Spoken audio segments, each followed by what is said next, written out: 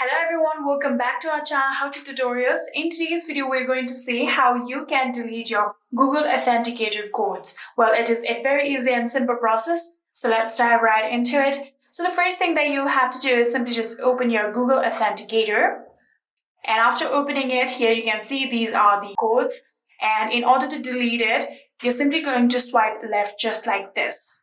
After doing that, here you can see two buttons. Here you'll have to tap on this red dustbin button that you can see right here. And again, tap on remove account. And just like this, here you can see we have now successfully removed the code. So I'm going to show you guys again. Swipe left and then tap on this dustbin button like this. And again, tap on remove account. And just like this, you can delete Google Authenticator codes.